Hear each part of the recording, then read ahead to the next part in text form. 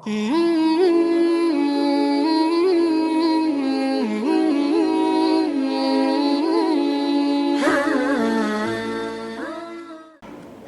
لله رب العالمين وبه نستعين على أمور الدنيا والدين والصلاة والسلام على أشرف الأنبياء والمرسلين سيدنا محمد وعلى آله وأصحابه ومن تبعهم بإحسان إلى يوم الدين. أما بعد رب اشرح لي صدري ويسر لي أمري واحلل عقدة من لساني يفقه قولي. اللهم علمنا ما ينفعنا وارزقنا علوما تنفعنا في الدين والدنيا والآخرة. اللهم إنا نسألك علما نافعا وعملا متقبلا ورزقا واسعا حلالا طيبا. اللهم أغننا بالعلم وزينا بالحلم وأكرمنا بالتقوى وجملنا بالعافية. سبحانك لا علم لنا إلا ما علمتنا إنك أنت العليم الحكيم.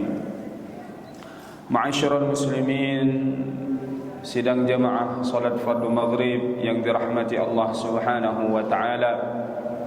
Yang kami hormati para orang tua kami, cerdik pandai tokoh masyarakat, pengurus masjid, imam masjid kita dan seluruh jamaah yang hadir, yang mudah-mudahan senantiasa berada dalam hidayah petunjuknya Allah Subhanahu wa taala. Amin ya rabbal alamin.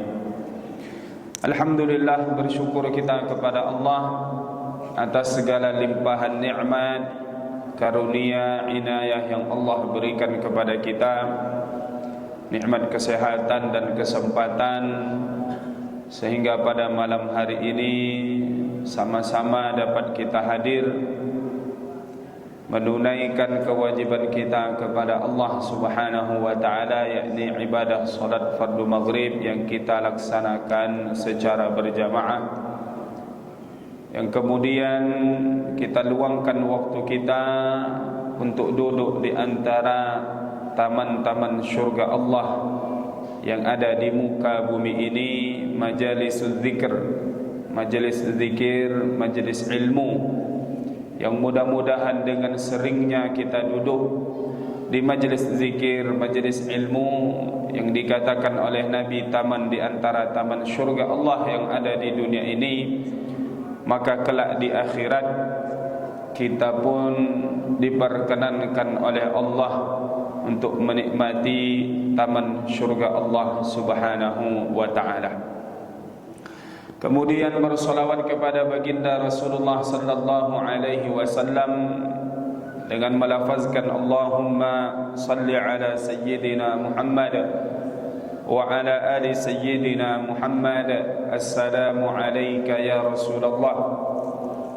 Mudah-mudahan salawat dan salam senantiasa kita sampaikan, kita pohonkan kepada Allah Subhanahu wa ta'ala untuk baginda Rasulullah sebagai tanda mahabbah, cinta kita, kasih kita kepada Rasulullah sallallahu alaihi wasallam, yang mana kita masih berada di bulan Rabiul Awal, yakni bulan kelahiran Rasulullah sallallahu alaihi wasallam. Maka di antara yang dilakukan oleh para ulama kita, masyayikh kita, di bulan ini banyak dibuat majlis yang kemudian di dalam majlis itu menceritakan, mengisahkan sosok manusia yang paripurna, manusia yang paling baik ciptaannya, manusia yang tidak ada tandingannya, baik dari sisi penciptaan secara fisik maupun kemudian dari sisi tingkah laku dan tutur kata, yakni baginda Rasulullah sallallahu alaihi wasallam. Maka insyaallah malam hari ini kita pun sedikit banyak membahas atau mengenal sosok atau mengingat manusia yang pernah lahir di muka bumi ini, yang kemudian menjadi rahmat bagi sekalian alam, yang mana salah seorang ulama yang tidak diragukan lagi keilmuan beliau, ibadah beliau, dan juga tentu mahabbah cintanya kepada Nabi sallallahu alaihi wasallam. Beliau dikenal dengan Al-Imam Ibnul Jazari atau Imam Al-Jazari, yang biasa kita masyhur kalau di tempat kita ini ada dibuka majelis tahsin, yakni perbaikan ataupun membenahi cara baca kita terhadap Al-Quran, baik dari sisi tajwidnya, makharijul hurufnya. Umumnya di antara buku rujukan yang kita pakai adalah kitab yang ditulis oleh Al-Imam Al-Jazari, ya. Maka beliau ulama dari sisi qiraah. Beliau mendalami tentang bacaan-bacaan Al-Quran yang ada berbeda dalam sisi periwayatan ataupun dalam sisi bacaannya antara satu riwayat dengan riwayat yang lain, yang mana kita ini masyhur dengan riwayat Hafs an Asim yang kita baca atau yang ada dalam mushaf yang beredar di antara kita atau di tengah-tengah kita, yakni dengan rasam Utsmaniyah. Maka beliau menulis suatu kitab Arfut Ta'rif bil Maulid Syarif, jadi bagaimana mengenal kelahiran sosok manusia yang mulia, yakni Rasulullah sallallahu alaihi wasallam. Maka sebelum membahas apa saja yang beliau nukil dalam buku beliau ini, yang tidaklah tebal atau tidak banyak, karena ini ringkasan dari buku beliau yang lain. Yang ada dalam kami ini hanya sekitar kurang lebih 22 halaman, yakni kisah ataupun cerita singkat, ya, bagaimana kita lebih dekat mengenal Rasulullah sallallahu alaihi wasallam. Maka siapa Al-Imam Ibnul Jazari ini? Maka nama beliau adalah, atau yang ditulis oleh mutarjim yang memberikan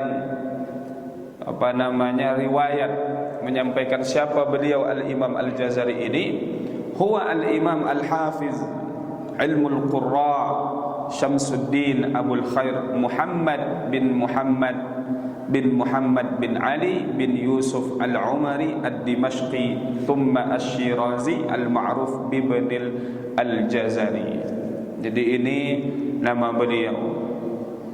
Beliau Muhammad, jadi nama asli beliau Muhammad bin Ali bin Yusuf, yang biasa digelar dengan Ibnul Jazari.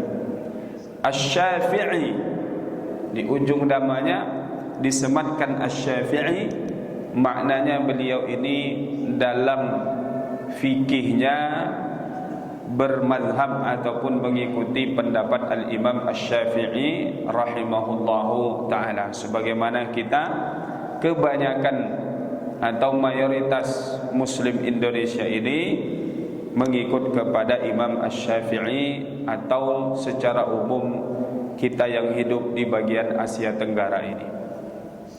Wulida rahimahullahu ta'ala bi Dimashqa fil 25 min Ramadhan am 751 Hijri.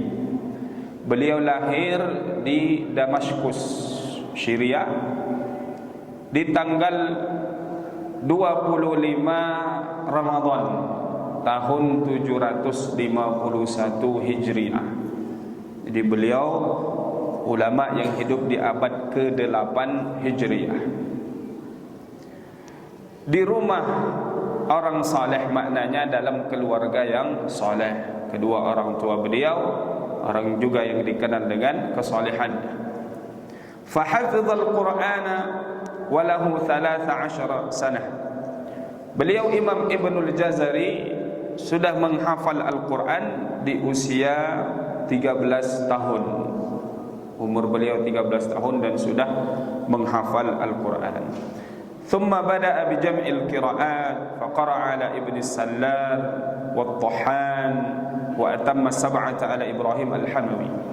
Kemudian beliau mendalami ilmu qiraat, ya, yang mungkin kita mendengar ada berbeda-beda dari cara bacaannya. Ada yang baca wadduha, ada yang membaca wadduha, ada yang membaca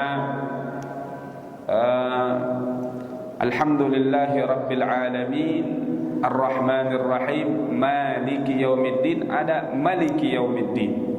Nah, ini beberapa riwayat dalam bacaan yang kita kenal dengan al-qiraah as-sab'ah, bacaan yang 7, atau ada pula al-qiraah al-ashra, bacaan yang 10. Nah, ini beliau sangat pakar dalam hal ini, Ibnu Al-Jazari ini.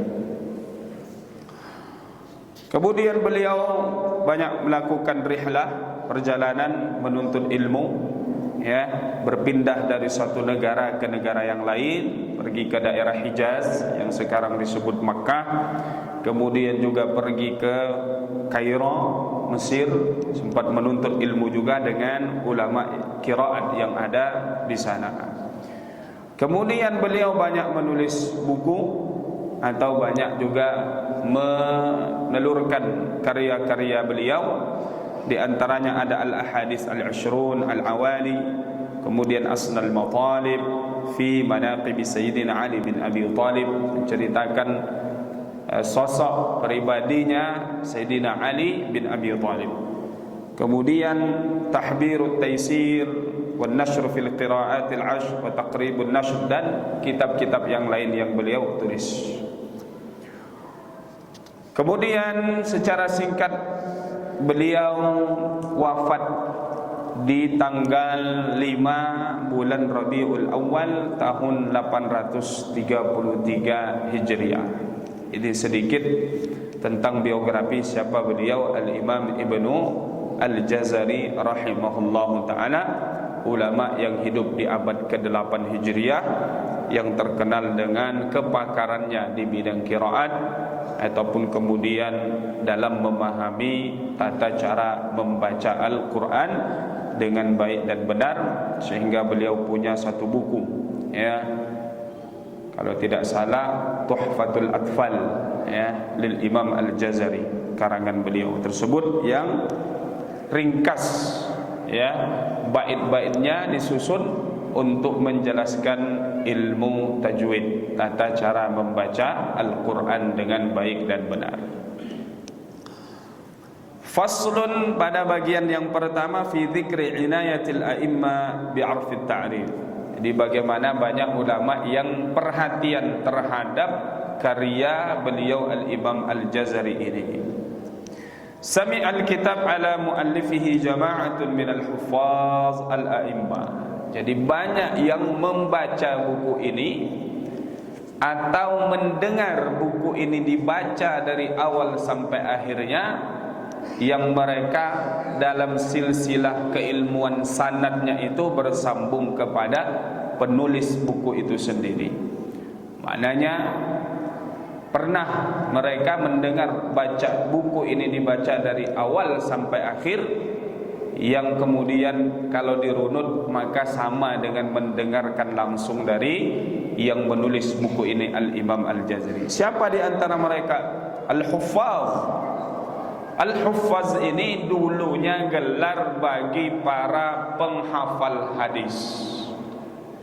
Jadi orang-orang yang menghafal hadis itu dulu digelar Al-Huffaz. Kalau dapat gelar Huffaz atau Hafiz, maka maknanya minimal dia menghafal 100.000 hadis. 100.000 tak terbayang oleh kita. Kita hadis arba'in aja 40 hadis, 42 hadis yang dikumpulkan oleh Imam An-Nawawi, kadang hafal 10 hadis pertama, lupa 10 hadis terakhirnya. Ingat yang di tengah, lupa yang di awalnya. Nah, maka para a'immah, para imam-imam al-huffaz yang menghafal hadis minimal 100.000 hadis ini banyak yang kemudian memberikan perhatiannya membaca karya al-Imam Ibnu Al-Jazari ini. Siapa di antara Syekh Zainuddin Abu Naim Ridwan bin Muhammad Al-Uqba Al-Mustamilli. Kemudian sami'ahu alaihi fil makan alladhi wulida fihi an-nabi sallallahu alaihi wasallam bi Makkahil Musyarrafah. Jadi beliau pernah membaca buku ini, dibaca di mana? Di tempat dilahirkannya Nabi di Makkah. Jadi ada yang menyebutkan tempat dilahirkannya Nabi itu di Makkah masih ada tempatnya sekarang, meskipun bangunannya sudah berganti. Di mana tempatnya ini? Kalau tidak salah kami, kita bisa sampai ke sana kalau kita keluar lebih dekat itu, kalau kita keluar dari pintu Masjidil Haram itu yang tempat kita bersa'i, tempat mas'a. Di kita keluar ke arah sana yang di situ ada tempat wudu ya, atau kamar mandi. Nah, pergi ke arah depan sedikit itu, nah di sana ada tempat yang dinyatakan bahwa disitulah dulu tempat dilahirkannya Nabi sallallahu alaihi wasallam. Tapi dengan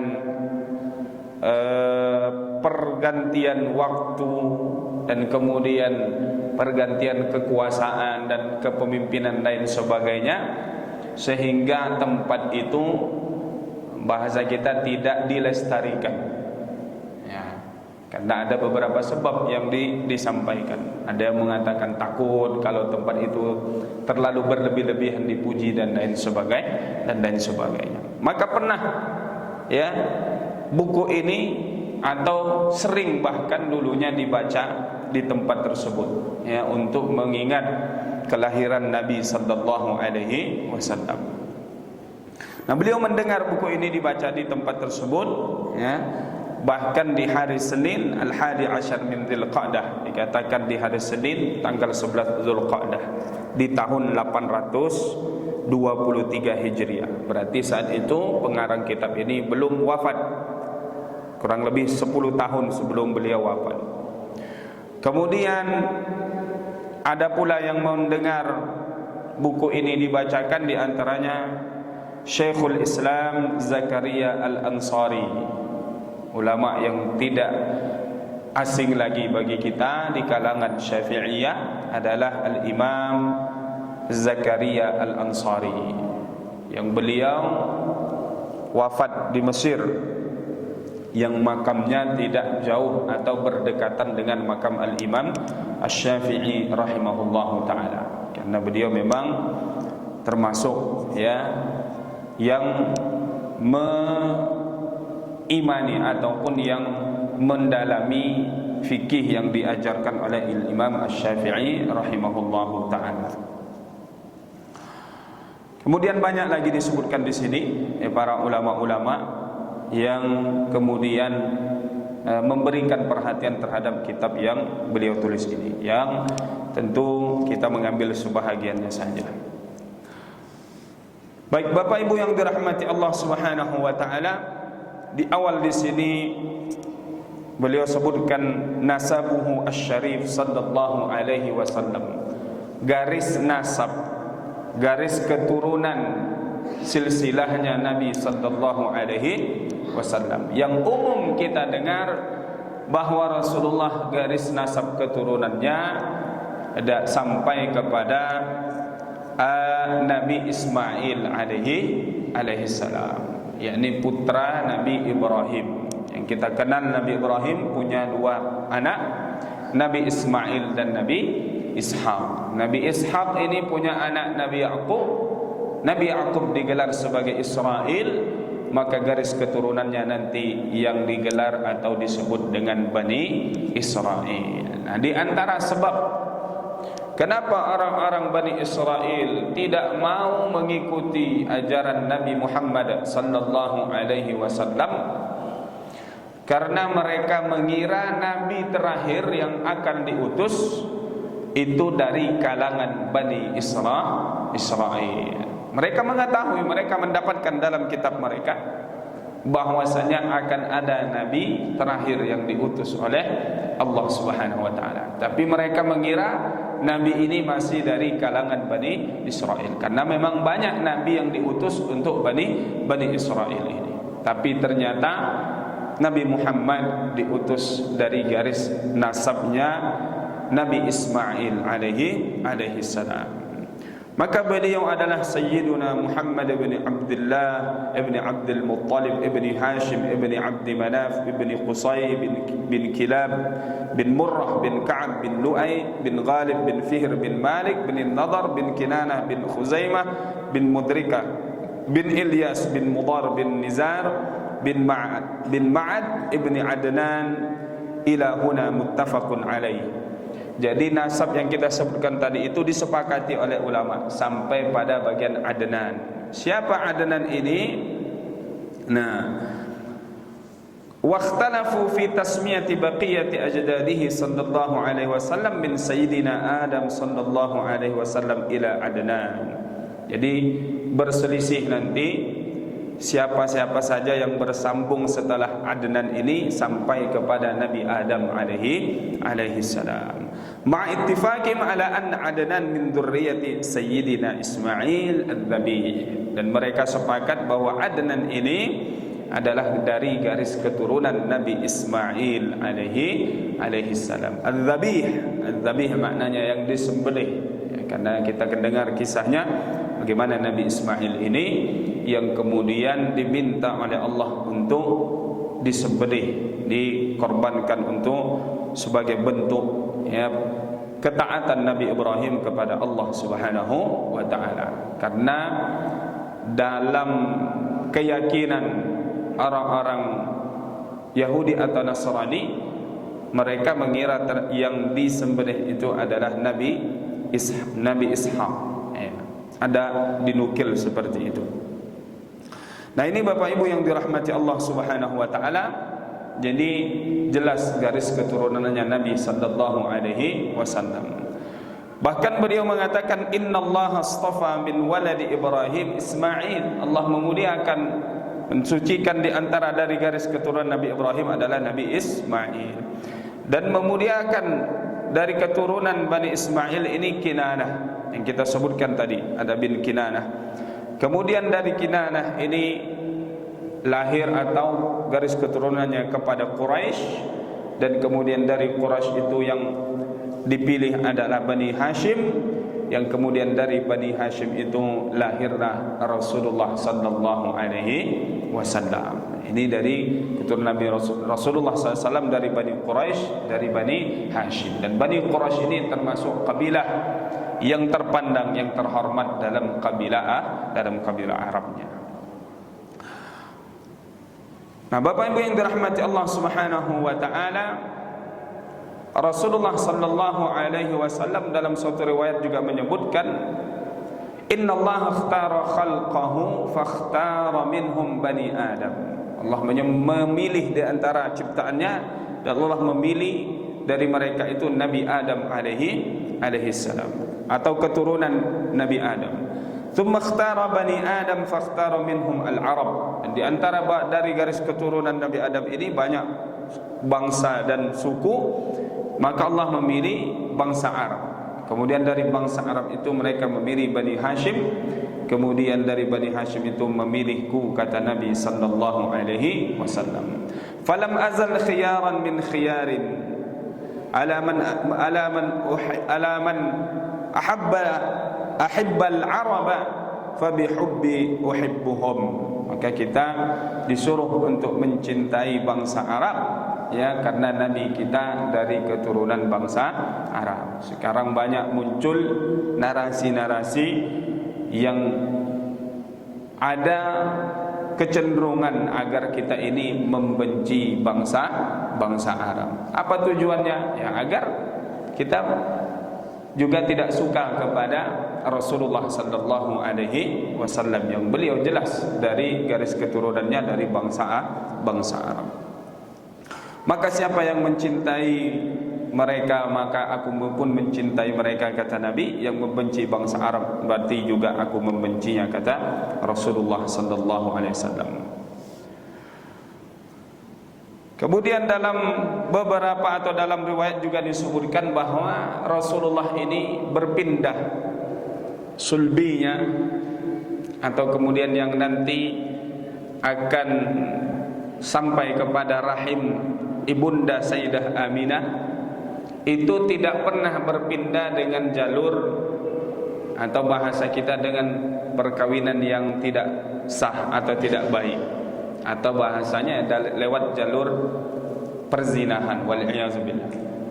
Jadi Rasulullah menyebutkan berpindah dari Nabi Adam terus sampai hingga kepada Abdullah, yang kemudian Abdullah menikah dengan Sayyidah Aminah, ibunda baginda Rasulullah, maka kemudian selalu terjaga ya garis keturunannya Nabi sallallahu alaihi wasallam ini.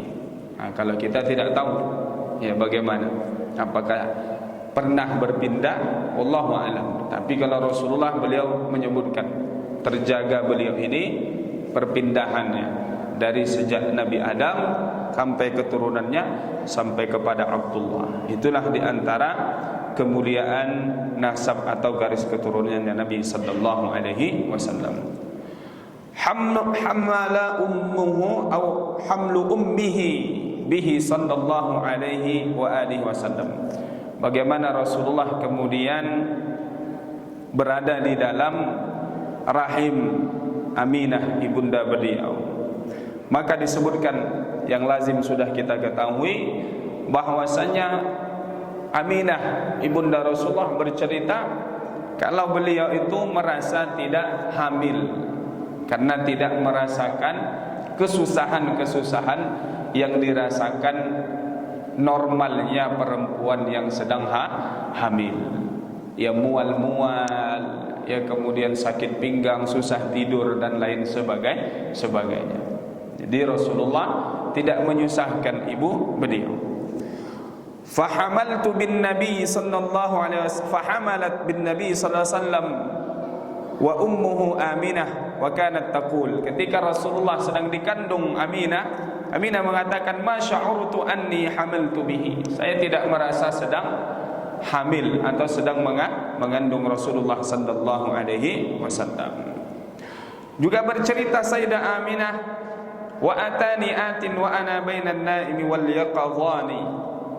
Pernah suatu ketika ada yang mendatangiku, kata Aminah, saya antara tidur dan terbangun dalam waktu itu. Ada yang berkata kepadaku, apakah kau merasa engkau sedang hamil?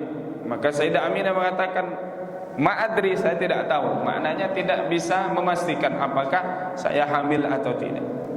Faqala, maka yang datang itu mengatakan, innaka qad hamalti bi sayyidi hadhil umma wa nabiyha. Engkau telah mengandung pemimpin umat ini dan nabi umat ini. Thumma ahmalani hatta idza lanat wiladati atani dzalikal ayat. Kemudian ketika mendekat waktu kelahiran Nabi sallallahu alaihi wasallam, datang lagi orang yang pernah datang dulu ini. Maka berkata orang itu, quli, katakan ketika akan melahirkan Rasulullah, u'idzuhu bil wahidi min syarri kulli hasidin. Aku berlindung kepada zat yang esa. Maknanya berlindung kepada zat esa untuk Rasulullah sallallahu alaihi wasallam, untuk yang lahir ini, dari seluruh orang yang akan mendengki kepada Nabi sallallahu alaihi wasallam. Fa idza wada'tihi fasammihi Muhammadan. Kalau engkau melahirkannya maka beri dia nama Muhammad. Dan pada waktu itu belum ada yang diberi nama Muhammad. Maka disebutkan ketika Abu Talib, kakek Nabi sallallahu, Abdul Muttalib, kakek Nabi sallallahu alaihi wasallam, membawa Rasulullah masuk ke dalam Ka'bah atau berdiri di depan Ka'bah di hadapan penduduk Mekah, kemudian mengumumkan bahwa cucu beliau ini diberi nama Muhammad. Maka heboh pada waktu itu, orang saling bercerita, ini kok namanya asing gitu. Ya, tidak pernah ada yang diberi nama dengan nama ini, dengan nama Muhammad. Tidak ada nama sebelum Nabi Yahya itu yang diberi nama dengan Yahya. Maka begitu juga dengan Nabi sallallahu alaihi wasallam, diberi nama Muhammadan. Wa ayatu dzalika an yakhruja ma'ahu nurun yamla'u qusura Busra min ardi Syam. Dan tanda di antaranya itu adalah dikatakan ketika Rasulullah lahir bersama Nabi cahaya yang menadari daerah Mekah, kemudian negeri atau daerah Syam dari timur dan barat, menunjukkan di antaranya bahwa Nabi, ajaran beliau ini akan menebar kemana-mana, karena beliau memang diutus bukan hanya untuk bangsa Arab saja.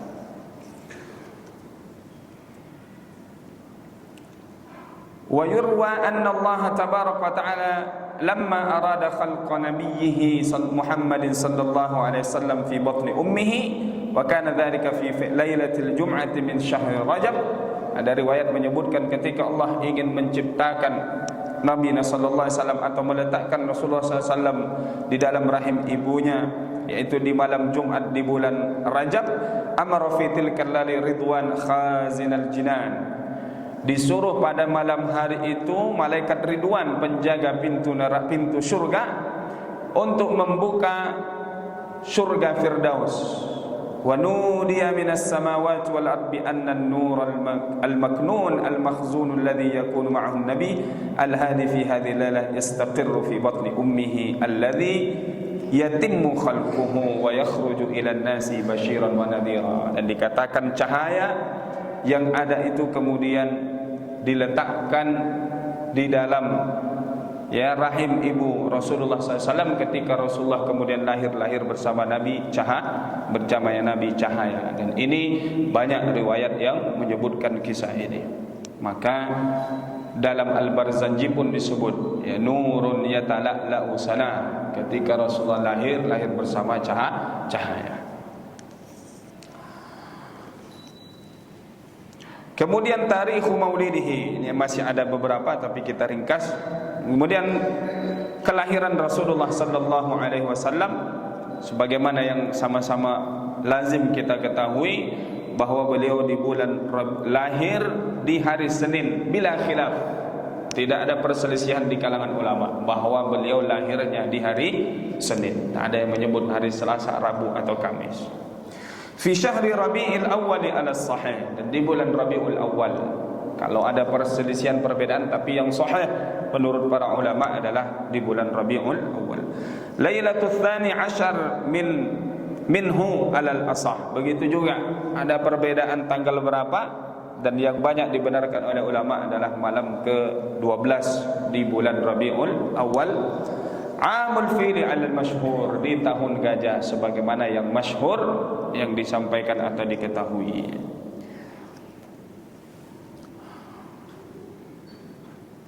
Dan tahun kelahiran beliau itu dikatakan di tahun 578 setelah diangkatnya Nabi Isa alaihi salam. Jadi jarak setelah diangkat Nabi Isa dan diutusnya Rasulullah ada kurang lebih 578 tahun atau 500 tahun kurang lebih. Kemudian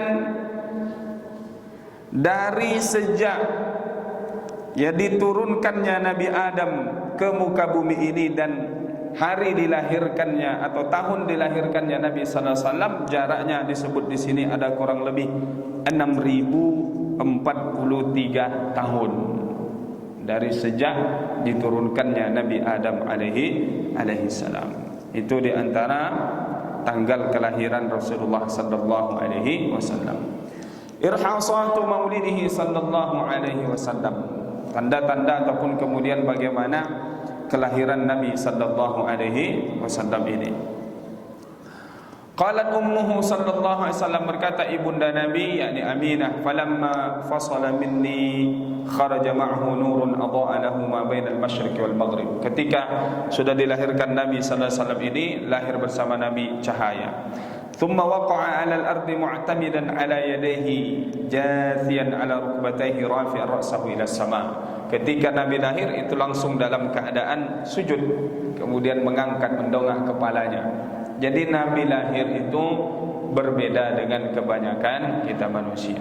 Ada mengatakan atau disebut diceritakan juga di sini Nabi lahir tidak berdarah atau tidak ada apa-apa yang melekat pada badan Nabi, bersih Nabi itu lahirnya. Ya. Wa waladtuhu nazifan. Maka kata ibunda beliau, saya melahirkan dia dalam keadaan bersih. Ya. Tayyiban ma bihi min qadarin. Bersih, baik dan tidak ada kotoran yang mendekat padanya. Wa ruwaina an sayyidina Uthman bin Abi Al-As radhiyallahu ta'ala anhu an ummihi Fatimah bintu Abdullah radhiyallahu ta'ala anha qalat. Jadi ada riwayat menyebutkan seorang wanita yang hadir ketika lahirnya Nabi mengatakan, hadartu wiladata Rasulillah, saya hadir ketika dilahirkannya Nabi sallallahu alaihi wasallam, fa ra'aitul baita hina wudi'a qad imtala'a nuran. Ketika beliau lahir, rumah itu penuh dengan cahaya. Wa ra'aitun nujuma tadnu hatta zanantu annaha taqawani. Dan saya melihat bintang-bintang itu mendekat jaraknya, seolah-olah aku mengira bintang itu akan jatuh menerpa kami. Wa dzakara Baqiyun Ibn Mukhallad fi tafsirihi anna iblis ranna arba'a rannat. Dikatakan bahwa iblis itu 4 kali merintih, ya, meraung. Yang pertama ketika dia dilaknat oleh Allah Subhanahu wa taala ketika terusir dari surga. Kemudian ketika dia dijatuhkan atau dikeluarkan dari surga, diletakkan juga di muka bumi ini. Kemudian yang ketiga hina wulidan Nabi, ketika Rasulullah lahir, ya, karena mengetahui bagaimana Nabi ini akan mengajak membawa kita, ya, masuk ke dalam surga Allah Subhanahu wa taala. Kemudian yang keempat hina unzilat Fatihatul Kitab, ketika diturunkan suratul Fatihah kepada Nabi sallallahu alaihi wasallam. Wa wulida Nabi sallallahu alaihi wasallam ma'dzuran masruran. Ada riwayat menyebutkan Nabi ketika lahir sudah dalam keadaan disunat. Ya. Masruran waktu as-surrati, sudah terpotong tali pusatnya. Tapi ada juga menyebutkan riwayat Nabi dikhitan oleh kakeknya, ya, ada yang menyebutkan di hari ke-7 atau di hari ke-3 setelah Rasulullah lahir, masih dalam keadaan balita atau bayi pada waktu itu. Dan memang sebagian, ya, ada yang menganjurkan, ya, bahwa sebaiknya khitan itu dilakukan lebih awal. Ada yang menganjurkan di hari ke-7 ketika di umur anak hari ke-7 setelah dilahirkan. Nah, ini Bapak Ibu yang dirahmati Allah Subhanahu wa taala. Makan wiladatihi sallallahu alaihi wasallam, tempat dilahirkannya Nabi dan keberkahan tempat tersebut. Wa kana mauliduhu syarif sallallahu alaihi wasallam bisya'ab. Jadi ada tempat kelahiran Nabi, huwa makanun ma'rufun mutawatirun inda ahli Makkah, dan tempat itu jelas karena pasti diketahui akan berpindah cerita itu dari dulu sampai sekarang di mana tempat lahirnya Nabi, seperti yang kami sebutkan tadi. Yakhruju ilaihi ahlu Makkah kulla 'amin yaumal maulid wa yahtafiluna bidzalika 'azama min ihtifalihim bi yaumil 'aid. Jadi bercerita Imam Al-Jazari, Ibnul Jazari ini, bahwa setiap kali datang hari kelahirannya Nabi sallallahu alaihi wasallam, penduduk Makkah keluar dari rumah mereka, kemudian mereka berkumpul di tempat lahirnya Nabi, melebihi berkumpulnya mereka di hari raya. Maknanya mereka lebih gembira, lebih senang berkumpul di hari lahirnya Nabi sallallahu alaihi wasallam. Wa dzalika ila yaumina hadzal, dan kata beliau sampai hari tersebut, ketika beliau masih hidup di abad ke-8 Hijriyah. Wa qad zurtuhu wa tabarraktu bihi 'ama hujjati atau 'ama hajjati sana 92 wa 700. Dan kata beliau, saya juga datang ke tempat itu mengambil keberkahan ya ketika saya berhaji ya. Wa ra'aitu min barakatihi 'aziman, dan saya melihat keberkahan yang luar biasa. Tsumma karrartu ziyaratahu, saya mengulang-ulangi datang berziarah, berkunjung ke tempat dilahirkannya Nabi sallallahu alaihi wasallam ini. Jadi beliau menceritakan, mengisahkan bahwa dulu orang-orang ketika datang hari kelahirannya Nabi sallallahu alaihi wasallam, mereka berkumpul di tempat tersebut lebih daripada bahagianya mereka berkumpul di hari raya. Ayatu maulidihi sallallahu alaihi wasallam, tanda-tanda kelahirannya Nabi sebagaimana yang sudah sering juga kita dengar. Ketika Rasulullah lahir, api yang disembah orang-orang Majusi beribu tahun, dikatakan 1000 tahun tidak pernah padam api itu. Tapi ketika Rasulullah lahir, api itu kemudian padam. Ada kemudian patung-patung yang disembah berjatuhan dan hancur. Kemudian hari dilahirkannya Nabi, dulu syaitan itu sering mengambil, atau bahasa kita mendapatkan informasi. Tapi setelah dilahirkannya Nabi, mereka tidak bisa lagi mendapatkan informasi. Apa yang disampaikan atau yang diwahyukan oleh Allah Subhanahu wa taala. Kemudian ada pula ya gereja yang kemudian juga bahasa kita ketika hari lahirnya Nabi itu kemudian terjadi gempa sehingga gereja itu retak, bahkan masih bisa disaksikan sampai detik itu bukti tanda di mana dilahirkannya Nabi sallallahu alaihi wasallam. Ada peristiwa-peristiwa yang terjadi seperti ini. Radha'atuhu wa nash'atuhu sallallahu alaihi wasallam. Rasulullah, kita kenal beliau tidak hanya menyusu kepada ibunda beliau, tetapi juga disusui oleh Suwaibatul Aslamiyah, kemudian Halimatus Sa'diyah. Dikatakan di sini, walamma wulida sallallahu alaihi wasallam arda'athu ummuhu 7 ayyamin. Ketika Rasulullah lahir, maka ibunda beliau menyusui beliau selama 7 hari. Kemudian disusui oleh Suwaibatul Aslamiyah. Siapa Suwaibatul Aslamiyah? Ini dulunya budaknya Abu Lahab. Abu Lahab paman Nabi, yang ketika sampai kabar kepada Abu Lahab ini bahwa telah lahir keponakannya yang baru, maka dia bahagia, dia senang. Saking bahagianya dia membebaskan budaknya Suwaibatul Aslamiyah. Dulu budak kalau ingin membebaskan dirinya, dia harus menebus dengan uang, atau ada yang membeli dia lalu dibebaskan. Kalau tidak, maka selamanya dia menjadi budak. Seperti barang diperjualbelikan, disuruh apapun dia harus patuh kepada majikannya. Maka dibebaskan Suwaibatul Aslamiyah, sehingga disebut bahwa setiap hari Senin, hari kelahirannya Nabi sallallahu alaihi wasallam, Abu Lahab mendapat keringanan siksaan di dalam kuburnya, hanya karena dia bergembira di hari lahirnya Rasulullah sallallahu alaihi wasallam. Kemudian Halimatus Sa'diyah yang juga menyusui Nabi, yang juga dengan keberkahan Rasulullah. Halimatus Sa'diyah tidak ada yang mau menyusukan anaknya kepada Halimatus Sa'diyah. Kenapa? Karena tidak ada, air susunya hanya sedikit. Dulunya orang-orang Arab di antara kebiasaannya memang menyusukan anaknya kepada perempuan lain. Apa di antara hikmahnya disebutkan? Karena dulu itu dijadikan sebagai cara, atau bahasa kita sekarang ini, imunisasi. Nah, jadi mereka menyusukan anaknya kepada perempuan-perempuan lain, termasuklah Rasulullah sallallahu alaihi wasallam. Dan ketika Rasulullah menyusu ke Halimatus Sa'diyah, air susu yang dulunya sedikit kemudian tiba-tiba menjadi banyak.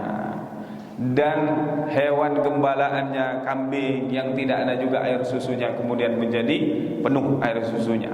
Bahkan dikisahkan oleh Halimatus Sa'diyah, suaminya memerah susu kambingnya itu, kemudian dia minum sampai kenyang, diminum pula oleh suaminya sampai kenyang, dan banyak lagi keberkahan-keberkahan yang lainnya.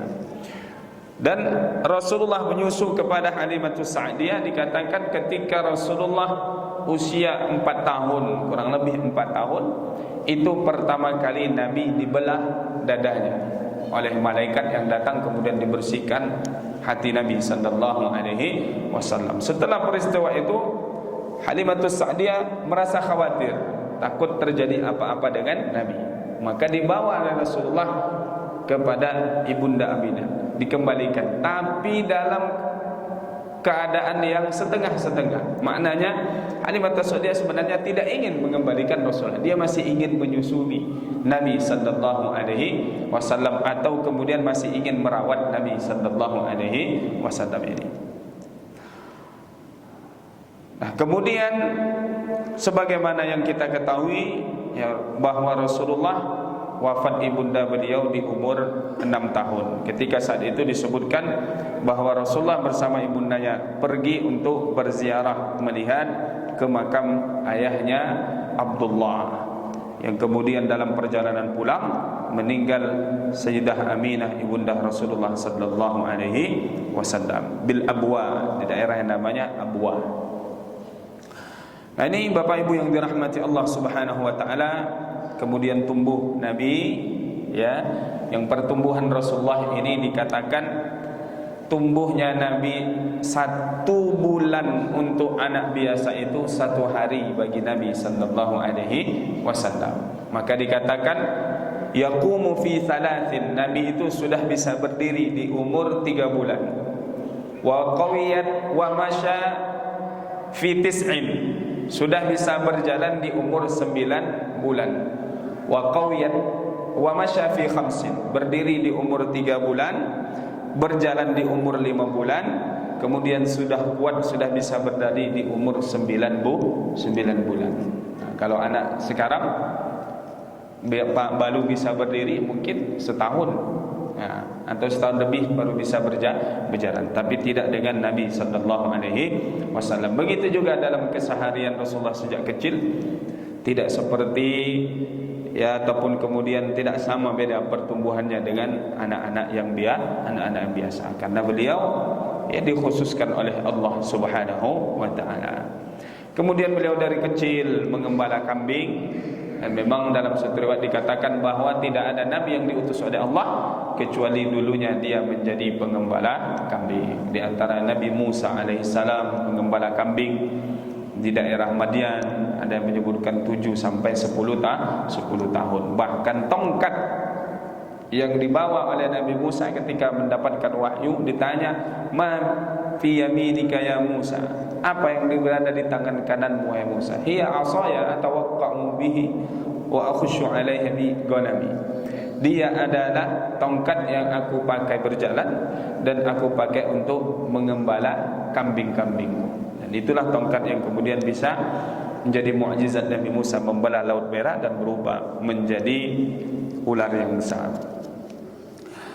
Kemudian di umur 25 tahun lazim kita ketahui beliau menikah dengan Sayyidah Khadijah. Bagaimana ketika Rasulullah pergi berdagang, membawa barang dagangannya Khadijah radhiyallahu anha bersama pembantunya Khadijah, Maisarah. Jadi Maisarah ini kedengarannya perempuan tapi dia seorang laki-laki. Nah, banyak yang salah paham, dikiranya Maisarah ini seorang perempuan, bukan, dia seorang laki-laki. Walaupun namanya seperti nama perempuan. Jadi diceritakanlah Maisarah ini dalam perjalanannya bersama Nabi sallallahu alaihi wasallam melihat kejadian-kejadian yang luar biasa ya. Ketika Rasulullah sallallahu alaihi wasallam bernaung di bawah pohon berteduh ya, maka kemudian disebutkanlah oleh pendeta itu disampaikan kepada Maisarah bahwa tidak ada yang berteduh di bawah pohon itu kecuali dia seorang nabi. Jadi memang orang-orang pendeta dulu tahu, karena dalam Injil itu disebutkan, dikisahkan dalam Taurat itu akan ada nabi yang akan diutus. Sama ketika Rasulullah mendapat wahyu yang pertama, Iqra bismi rabbikal ladzi khalaq. Kemudian Khadijah istri beliau membawa Rasulullah atau menyampaikan kepada ada saudaranya Khadijah. Allahumma shalli alaihi wasallam. Lupa saya namanya. Ada yang ingat? Waraqah bin Naufal, ya. Waraqah bin Naufal. Ini disampaikan kepadanya. Waraqah dikatakan buta karena sudah sudah tua umurnya. Kemudian dia memang Waraqah bin Naufal ini membaca kitab Injil, ya, ataupun kitab Taurat yang ada, dan dia tahu. Maka menyebutkan inilah juga dulu yang datang kepada nabi-nabi terdahulu. Maknanya ada yang datang menyampaikan wahyu. Kalau aku panjang umurnya, kata Waraqah bin Naufal, dan masih hidup ketika dia diutus dan diusir oleh kaumnya, maka aku yang akan membelanya. Jadi sudah dikisahkan juga bahwa Nabi Muhammad itu nanti akan terusir dari tanah kelahirannya, kemudian yang kita sebut dengan peristiwa hijrahnya Rasulullah sallallahu alaihi wasallam. Maka diceritakan seperti itu.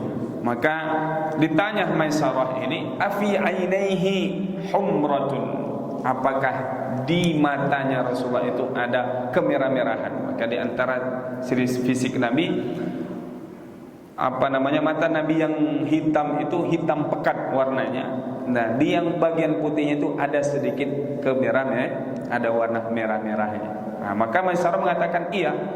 Maka Ar-Rahib pendeta ini mengatakan, la tufariqhu, jangan engkau berpisah dengannya, dia seorang nabi dan dia nabi penutup. Sebagaimana ketika Rasulullah juga berangkat di umur 12 tahun berdagang bersama paman beliau Abu Thalib, juga disampaikan kepada Abu Thalib bahwasanya dia ini akan menjadi seorang nabi, seorang rasul. Nah, ini Bapak Ibu yang dirahmati Allah Subhanahu wa taala, ya tentu masih ada beberapa bagian lagi yang dibahas dalam kitab ini. Mudah-mudahan di pertemuan lain atau di kesempatan lain bisa kita sambung kisah Rasulullah sallallahu alaihi wasallam ini. Saya mencoba mencari-cari terjemahannya, sepertinya belum ada. Ini belum diterjemahkan. Mudah-mudahan ada kesempatan dan waktu bisa kita terjemahkan dan bisa kita membaca, ya, riwayat ataupun kisah singkatnya Rasulullah sallallahu alaihi wasallam. Mudah-mudahan menambah, ya, kedekatan kita kepada Nabi sallallahu alaihi wasallam dengan mengenal sirah perjalanan hidup beliau. Tentu yang lebih utama adalah bagaimana budi pekerti dan akhlak serta tingkah laku Rasulullah sallallahu alaihi wasallam, dan kita mengikuti dan mengamalkan sunnah-sunnah beliau sebagai bentuk mahabbah cinta kita kepada Nabi sallallahu alaihi wasallam. Demikian Bapak Ibu yang dirahmati Allah Subhanahu wa taala yang dapat kita sampaikan pada kesempatan kali ini. Wallahu a'lam bishawab. Yang benar datang dari Allah, yang salah dari kami sendiri. Ihdinas siratal mustaqim. Allahumma ja'alna minal ladzina yastami'una al-qawla fayattabi'una ahsanah. Rabbana atina ma wa'adtana ala rasulika wa la tukhzina yawmal qiyamah. Rabbana atina fid dunya hasanah wa fil akhirati hasanah wa qina adzaban nar. Wa sallallahu ala sayyidina Muhammad wa ala alihi wa sahbihi ajma'in. Walhamdulillahi rabbil alamin. Wassalamu alaikum warahmatullahi wabarakatuh.